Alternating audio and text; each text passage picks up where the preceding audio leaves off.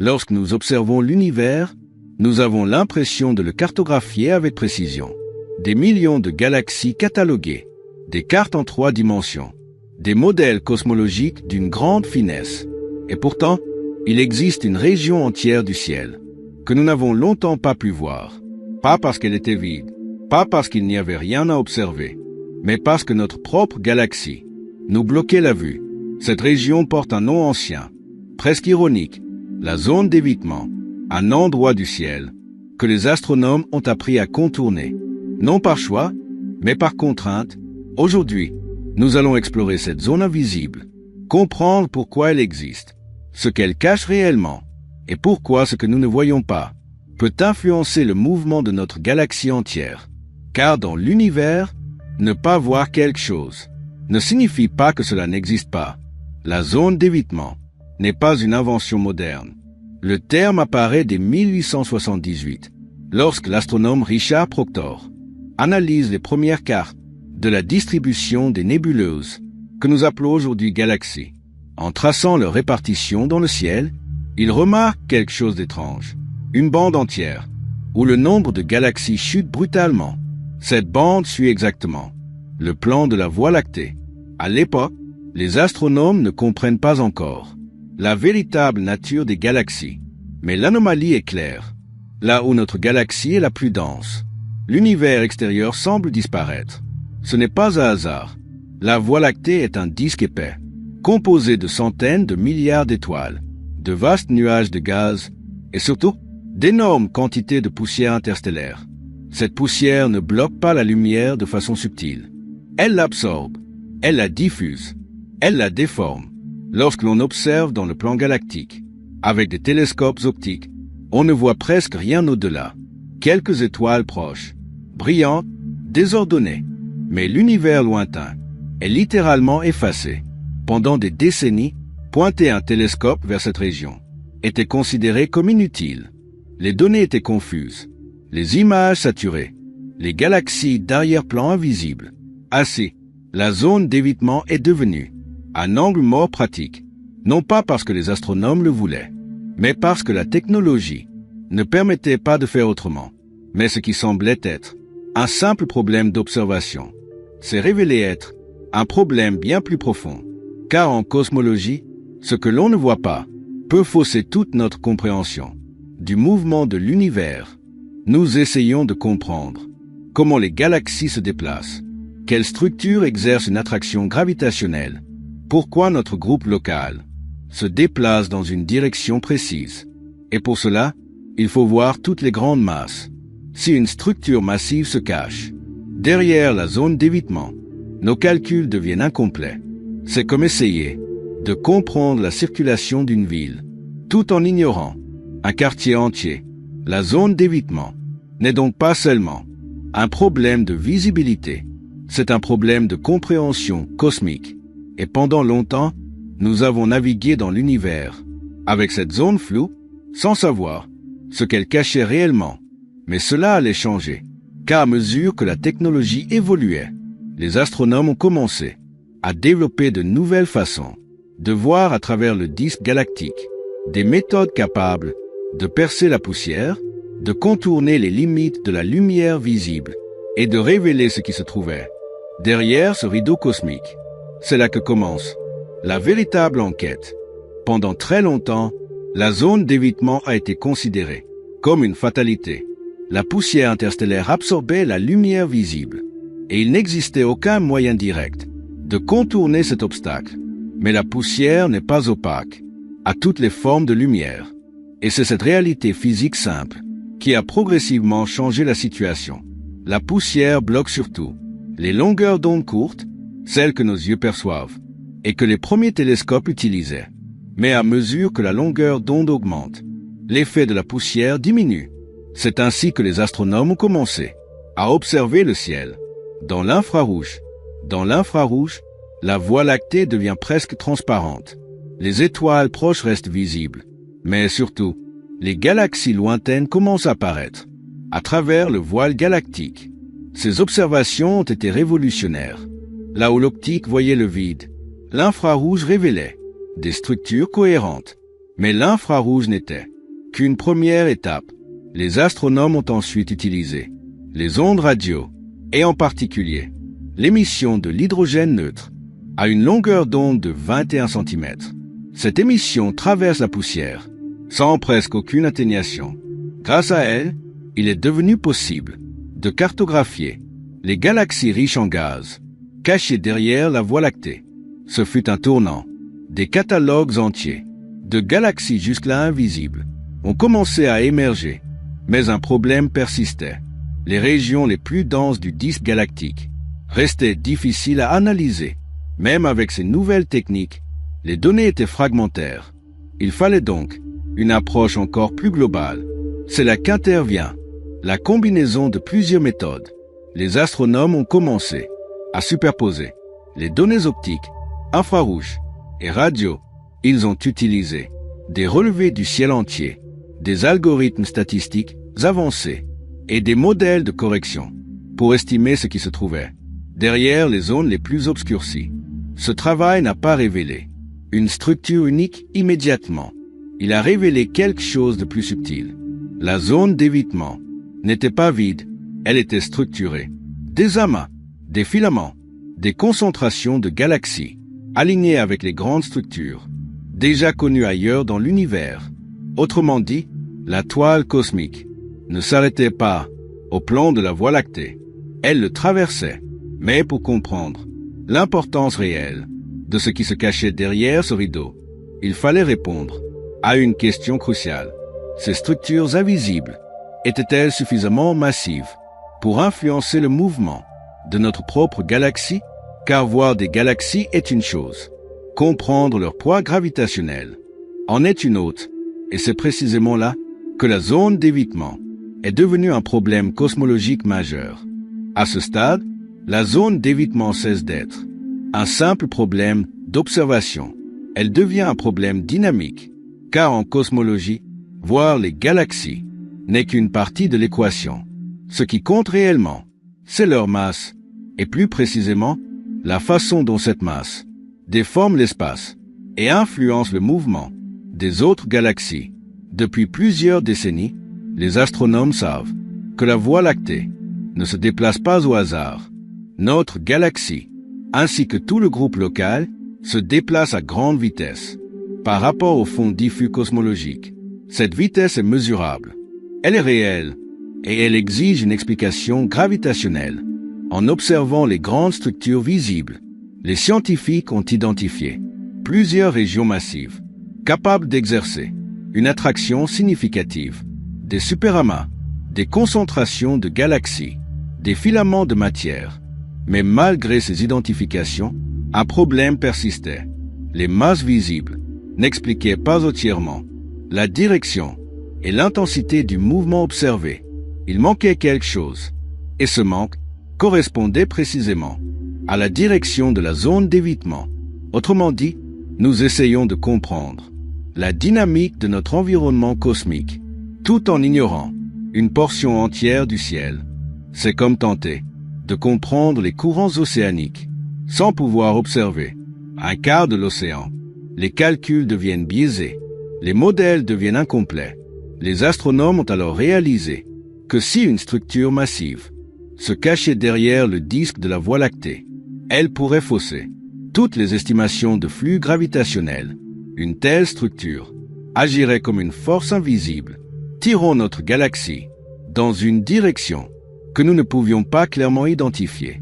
Ce n'était pas une hypothèse gratuite. Les modèles de la toile cosmique prédisent que les filaments et les superamas traversent l'univers de manière continue. Il n'y avait aucune raison pour qu'ils s'interrompent précisément au niveau de notre plan galactique. La zone d'évitement était donc suspecte, non pas comme un vide, mais comme un masque, un écran, cachant potentiellement l'une des structures les plus importantes de notre voisinage cosmique. Cette prise de conscience a profondément changé la manière dont les astronomes abordaient le problème. Il ne suffisait plus de détecter quelques galaxies isolées. Il fallait reconstruire la distribution de masse complète derrière le disque galactique. Cela impliquait d'estimer non seulement les galaxies visibles, mais aussi la matière noire qui les entoure, car dans l'univers, la majeure partie de la masse est invisible si une structure massive se cachait derrière la zone d'évitement. Sa contribution gravitationnelle pouvait être énorme, même si peu de galaxies étaient directement observables. Ainsi, la zone d'évitement est devenue un lieu clé pour tester notre compréhension de la gravitation à grande échelle. Comprendre ce qui s'y cache n'était plus une curiosité, c'était une nécessité pour comprendre le mouvement de la Voie lactée elle-même. Et cette quête a conduit à une série de découvertes qui ont progressivement levé le voile sur ce que contenait réellement cet angle mort galactique, des découvertes qui allaient révéler des structures si vastes qu'elles modifiaient notre carte du cosmos local. Lorsque les astronomes ont commencé à combiner systématiquement les observations infrarouges, radio et les modèles de masse, la zone d'évitement a lentement cessé d'être une région abstraite. Des structures cohérentes ont commencé à émerger, pas des galaxies isolées, pas des anomalies ponctuelles, mais des ensembles organisés, alignés avec la toile cosmique, déjà connue ailleurs dans l'univers. L'une des premières surprises a été la découverte de concentrations de galaxies, dont la masse collective était loin d'être négligeable. Ces galaxies étaient difficiles à voir individuellement, mais leur effet gravitationnel était mesurable. Les astronomes ont observé des mouvements anormaux dans les galaxies voisines, des déviations subtiles, mais cohérentes. Ces déviations indiquaient la présence de puits gravitationnels massifs cachés derrière le disque galactique. Progressivement, les chercheurs ont compris que la zone d'évitement ne dissimulait pas une seule structure, mais plusieurs, des filaments reliants, des amas connus, des extensions de superamas existants, des ponts de matière que la poussière galactique avait rendus invisibles. L'une des découvertes majeures a été la confirmation que certains superamas visibles se prolongeaient directement à travers la zone d'évitement. Autrement dit, les grandes structures de l'univers ne s'arrêtaient pas au bord de notre galaxie. Elles la traversaient sans interruption. Cette continuité a profondément modifié la cartographie cosmique locale. Ce que nous pensions être des structures isolées se sont révélées être des parties visibles d'ensembles beaucoup plus vastes. Mais à ce stade, une question restait ouverte. Quelle était l'ampleur réelle de ces structures cachées? Était-il question de quelques amas supplémentaires ou de quelque chose de bien plus massif?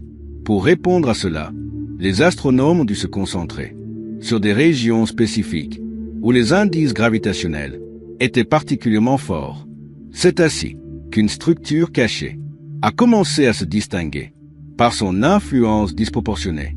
Une structure située dans la direction de la constellation de la Voile, une région longtemps négligée en raison de son obscuration extrême. Et ce que les observations allaient révéler dans cette direction allait profondément transformer notre compréhension du voisinage cosmique. Lorsque les astronomes ont commencé à isoler les indices les plus forts venant de la zone d'évitement, une région s'est rapidement imposée comme centrale, la direction de la constellation de la Voile. Pendant longtemps, cette zone avait été presque totalement ignorée. La poussière y est particulièrement dense. La confusion stellaire y est extrême.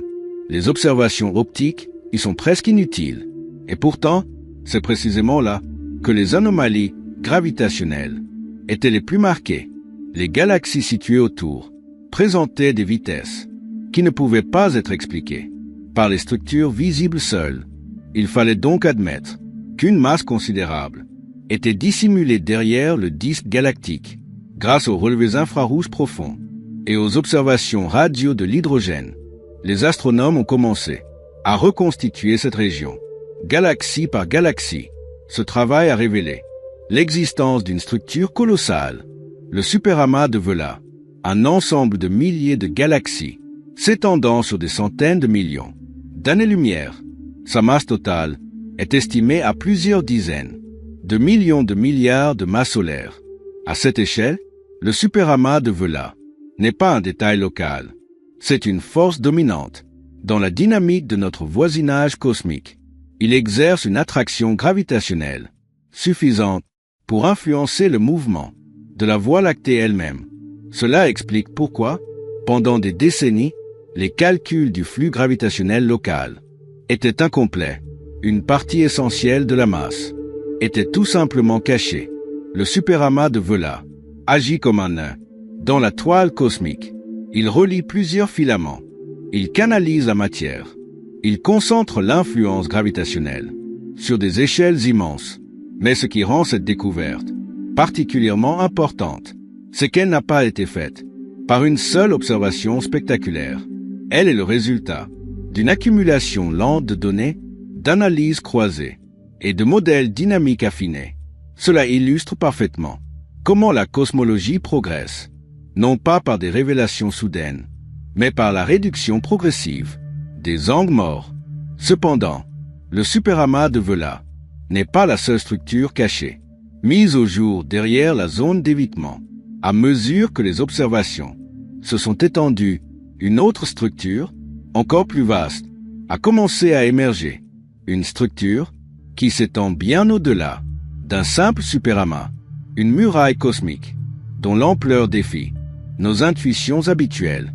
Pour comprendre cette découverte, il faut maintenant changer encore d'échelle. Lorsque les astronomes ont commencé à reconstituer la distribution complète des galaxies derrière la zone d'évitement, ils ne s'attendaient pas à découvrir une structure d'une telle ampleur, pas un amas, pas un superamas isolé, mais une muraille cosmique, une structure continue, allongée, s'étendant sur plus de 1 milliard d'années-lumière. Cette structure est aujourd'hui connue sous le nom de mur du pôle sud. Son existence n'a été confirmée qu'en combinant des relevés infrarouges, des données de vitesse galactique et des modèles de flux gravitationnel, car visuellement, elle reste en grande partie cachée par le disque de la Voie lactée, mais dynamiquement, son influence est impossible à ignorer. Le mur du pôle sud n'est pas une entité compacte, c'est un filament géant, un assemblage de superamas, de groupes de galaxies et de concentrations de matière noire. Connectés entre eux, il fait partie intégrante de la toile cosmique, la structure à grande échelle, qui organise la matière dans l'univers. Ce qui rend ce mur exceptionnel, ce n'est pas seulement sa longueur, mais son rôle gravitationnel. Il agit comme une barrière dynamique, canalisant les mouvements des galaxies. Dans sa région, les galaxies ne se déplacent pas librement, dans toutes les directions. Elles glissent le long de ces filaments, attirées par les nœuds de masse, que sont les superamas. Le mur du pôle sud agit ainsi comme un rail gravitationnel, invisible mais déterminant. Avant sa découverte, les cartes de l'univers local étaient incomplètes. Les flux de galaxies semblaient incohérents. Les vitesses observées ne correspondaient pas parfaitement aux structures visibles. Avec l'intégration du mur du pôle sud, ces incohérences ont commencé à s'estomper. La dynamique locale a retrouvé une cohérence. Cela démontre une idée essentielle. Notre compréhension de l'univers n'est pas seulement limitée par ce que nous pouvons théoriser, elle est limitée par ce que nous pouvons voir. La zone d'évitement n'était pas un simple détail manquant. Elle masquait certaines des plus grandes structures connues de l'univers proche, et cela a une implication profonde. Si des structures aussi vastes peuvent rester cachées si près de nous, cela signifie que notre vision du cosmos reste incomplète, même aujourd'hui. Mais cette incomplétude n'est pas une faiblesse, c'est une opportunité, car chaque nouvelle structure révélée nous permet de tester nos modèles cosmologiques dans des conditions réelles. Le mur du pôle sud confirme que la toile cosmique ne présente pas de discontinuités arbitraires. Elle traverse l'univers sans se soucier de notre ligne de visée, et cela nous oblige à développer des méthodes d'observation de plus en plus ingénieuses. Mais une question demeure. Avons-nous désormais levé tous les angles morts, ou existe-t-il encore d'autres régions du ciel où des structures majeures nous échappent? Pour répondre à cela, il faut maintenant regarder vers les nouvelles générations d'instruments et de relevés.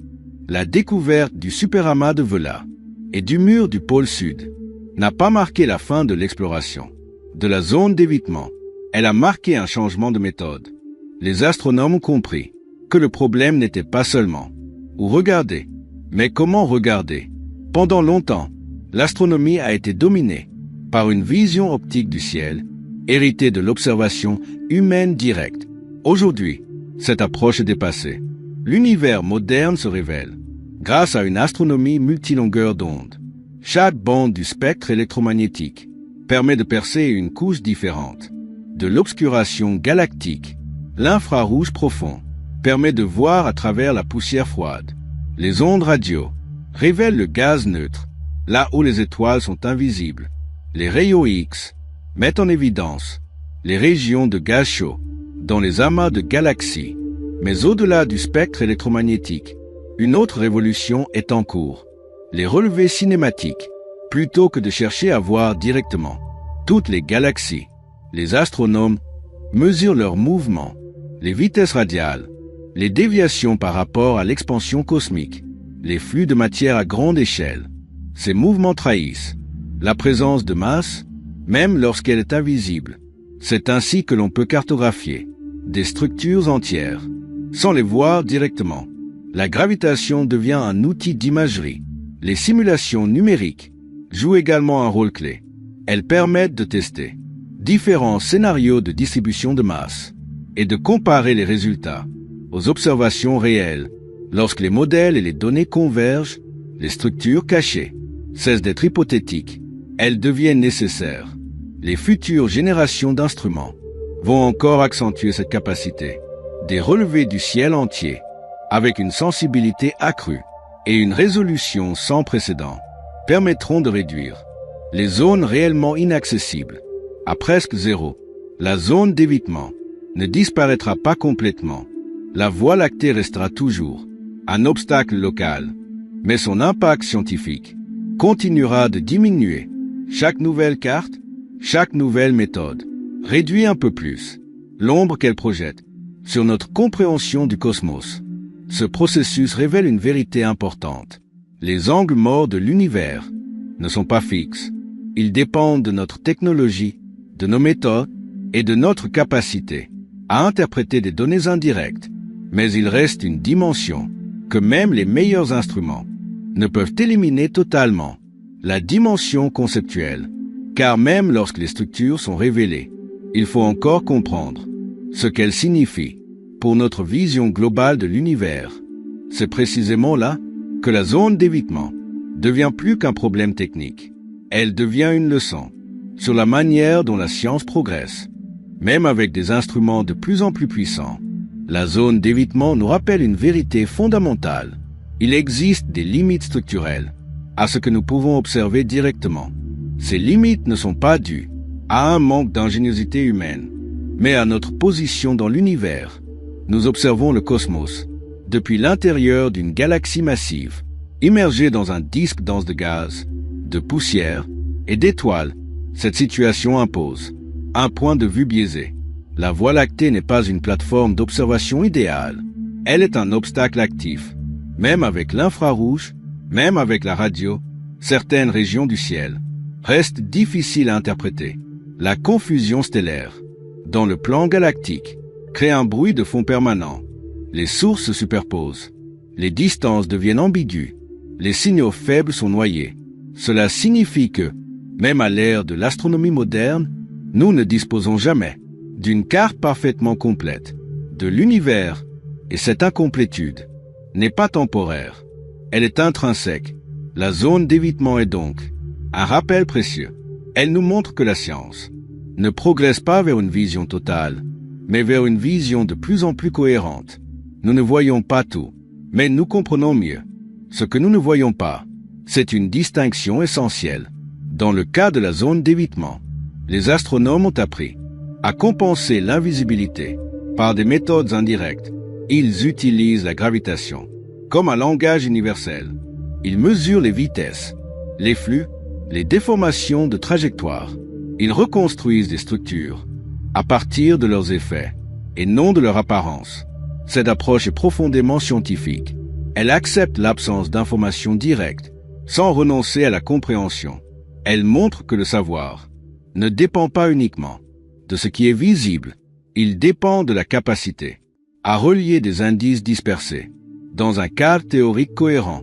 La zone d'évitement nous enseigne aussi une forme d'humilité cosmique, même dans un univers que nous cartographions activement. Il subsiste des régions où notre regard est limité.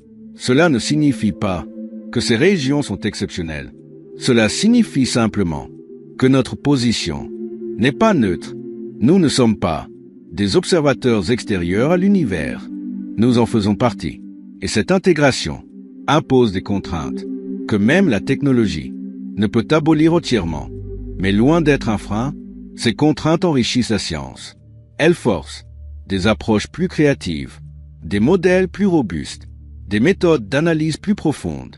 La zone d'évitement a transformé l'astronomie en une discipline capable de travailler avec l'invisible, et cette capacité est devenue essentielle, car à grande échelle, la majorité de l'univers est invisible. La matière noire, l'énergie sombre, les structures diffuses. La zone d'évitement est une version locale d'un problème cosmique plus vaste. Comprendre l'univers, ce n'est pas seulement accumuler des images, c'est apprendre à penser au-delà de ce que l'on voit. Mais cette réflexion ne serait pas complète sans une dernière étape, une étape qui relie la science, la méthode et notre rapport au mystère. À ce stade, la zone d'évitement cesse définitivement d'être une simple curiosité astronomique. Elle devient une leçon de méthode scientifique.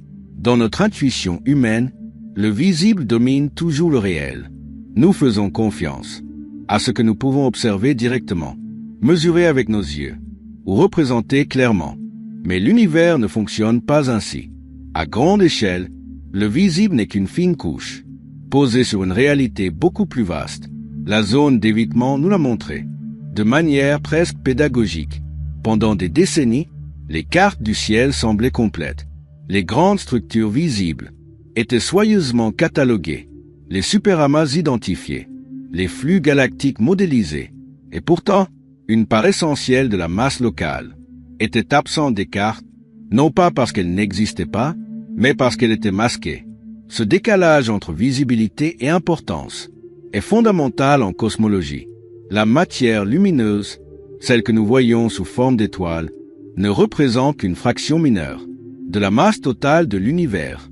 La majorité de la gravité provient de la matière noire, invisible par nature. La zone d'évitement agit comme un rappel local de cette réalité globale. Elle nous montre que les structures les plus influentes ne sont pas toujours les plus évidentes. Le superamas de Vela et le mur du pôle sud n'ont pas été découverts parce qu'ils étaient brillants. Ils ont été découverts parce qu'ils agissaient. Ils déformaient les mouvements. Ils attiraient les galaxies. Ils modifiaient les trajectoires. Autrement dit, ils se manifestaient par leurs effets, pas par leur apparence. C'est une idée centrale de la science moderne. Nous ne comprenons pas l'univers en accumulant des images, mais en reliant des phénomènes. La gravitation devient un langage plus fiable que la lumière. Les vitesses deviennent des indices plus puissants que les formes visibles. Dans ce cadre, la zone d'évitement n'est pas une faiblesse de notre observation. Elle est un entraînement à penser autrement. Elle force les astronomes à dépasser la dépendance au visible, à accepter que certaines réalités doivent être reconstruites et non observées directement. Cette approche a des conséquences profondes. Elle signifie que notre carte de l'univers ne sera jamais une simple photographie. Ce sera toujours une interprétation dynamique, un modèle qui intègre ce que nous voyons et ce que nous inférons. La zone d'évitement nous apprend aussi que le progrès scientifique ne consiste pas à éliminer le mystère. Il consiste à le déplacer, à transformer une ignorance brute en une question précise. Avant, nous ne savions pas ce qui se trouvait derrière la Voie lactée. Aujourd'hui, nous savons que s'y trouvent des structures massives et nous cherchons maintenant à affiner leur cartographie. Le mystère n'a pas disparu. Il est devenu plus précis. Et cette précision est la véritable victoire de la science. Mais il reste encore une dernière étape. Une étape qui relie tout ce que nous avons exploré. La zone d'évitement, les structures cachées, les limites de l'observation, à notre rapport plus large, au cosmos. La zone d'évitement, au terme de ce voyage, n'est plus un simple détail astronomique. Elle devient un symbole de la façon dont la connaissance humaine progresse, dans un univers qui ne se laisse jamais observer entièrement. Pendant longtemps, nous avons cru que cartographier l'univers consistait simplement à regarder plus loin, plus profondément, avec des instruments toujours plus puissants. La zone d'évitement nous a montré que cette vision était incomplète, car parfois, le principal obstacle n'est pas la distance, mais la position. Nous observons l'univers depuis l'intérieur d'une galaxie massive, poussiéreuse, pleine de structures complexes, qui bloque notre champ de vision. Cette situation nous rappelle que nous ne sommes pas des spectateurs extérieurs au cosmos. Nous sommes immergés en lui, et cette immersion façonne inévitablement ce que nous pouvons voir et ce que nous devons déduire. La zone d'évitement nous a aussi appris que l'absence d'informations directes ne signifie pas l'absence de réalité. Derrière ce rideau galactique se cachent certaines des structures les plus massives de notre univers local, des superamas, des filaments géants, des murailles cosmiques, capables d'influencer le mouvement de la Voie lactée elle-même. Pendant des décennies, ces structures ont exercé leur influence, sans être clairement visibles. Elles faisaient partie de la dynamique de l'univers, même lorsque nous ne pouvions pas les identifier précisément. Cela nous enseigne une leçon essentielle. L'univers ne se laisse pas comprendre uniquement par ce qui est évident. Il exige une science patiente, capable de travailler avec des données incomplètes, des indices indirects et des modèles cohérents. La découverte du superamas de Vela et du mur du pôle Sud n'est pas une victoire spectaculaire, au sens hollywoodien. C'est une victoire méthodologique. Elle montre que la science progresse, en réduisant les angles morts, pas en prétendant les éliminer complètement. Même aujourd'hui, il existe encore des régions du ciel où notre compréhension reste imparfaite, et il en existera toujours. Mais ce n'est pas un échec. C'est la condition même d'une exploration authentique, car explorer l'univers, ce n'est pas atteindre une carte définitive, c'est accepter que chaque réponse révèle de nouvelles questions. La zone d'évitement nous rappelle enfin que le cosmos est plus vaste que notre champ de vision, mais pas plus vaste que notre capacité à comprendre. Même lorsque la lumière est bloquée, la gravitation parle. Même lorsque l'image est floue, la dynamique révèle la structure. Et même lorsque l'univers semble nous cacher quelque chose, il nous laisse toujours les moyens de le deviner. Si ce voyage à travers l'angle mort de notre galaxie vous a permis de voir le cosmos sous un angle différent, alors je vous invite à continuer cette exploration. Abonnez-vous à la chaîne pour d'autres plongées dans les zones invisibles de l'univers, là où la science avance. Non pas en regardant plus fort, mais en pensant plus profondément. Vous pouvez aussi laisser un commentaire, une question, une réflexion, ou simplement ce qui vous a marqué. Ces échanges prolongent l'exploration, car comprendre l'univers n'est jamais un acte solitaire.